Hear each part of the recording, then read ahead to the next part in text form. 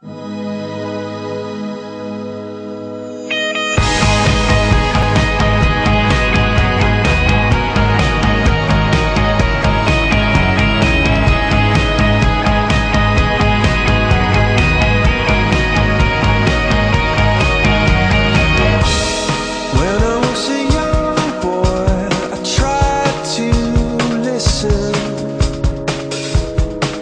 I wanna feel like that.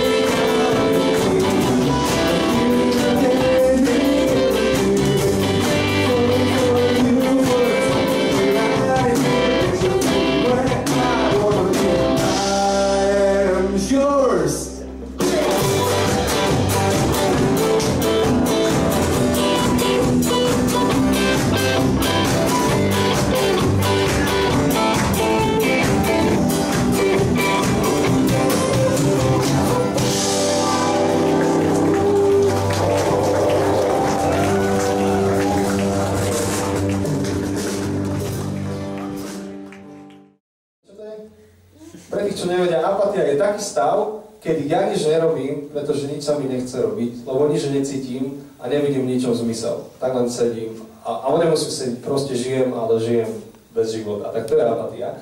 A keď sme apatickí, nereagujeme na zlo, ale nereagujeme ani na pekné veci. A prvá slepota, ktorú spôsobuje apatia, je slepota voči zlu. Proste slepota voči zlým veciam, ktoré sa dejú. Lebo ja keď tu sedím a poviem, že ja sedím a do ničoho sa nestarám, tak ja tým hovorím, že OK, nielen, že som apatický voči svojim koničkom a záľubám, ale ja som apatický aj voči tomu, keď ťa niekto tu bude kopať a bude ti robiť zle. Mne to je jedno. Mňa sa to netýka, ku mne to nedošlo. Až sa budete byť predo mnou, tak si presadnem. A môžu nám uniknúť veci, ktoré sú dôležité, pretože sedím a nestaráte sa do mňa, tak niekto príde, počúvaj, ale fakt niečo sa tu deje. A ja poviem, no, daj mi pokoj. Tak v tej chvíli mi unikajú dôležité veci. A úplne najposlednejšia vec, ktorá nám unikne, je to, že nám uniknú veci, ktoré majú zmysel. Lebo ja poviem, že nerieš, alebo poviem mi, že je mi to jedno, alebo poviem, že pás, daj mi pokoj, ale uniknú mi veci, kedy to, čo ma do apatie dostalo, niečo, čo mi sklamalo moju nádej, tak mi môže uniknúť to, že prichádza nejaká nová nádej, niečo, čo mi môže dať novú nádej. Alebo keď som zažil nejaké sklamanie, tak mi môže uniknúť to, že prichádza niekto, kto mi môže dať dôveru a ja môžem veselo žiť si v živote ďalej a dôverovať niekomu.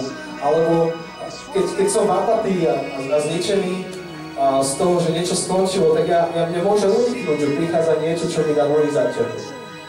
A toto je celá zrada apatie. Nie je to, že ja sedím a prakticky nikomu neubližujem, ale ja sedím a unikajú mi dobré veci, zlé veci a dôležité veci. Tak to je naša apatia.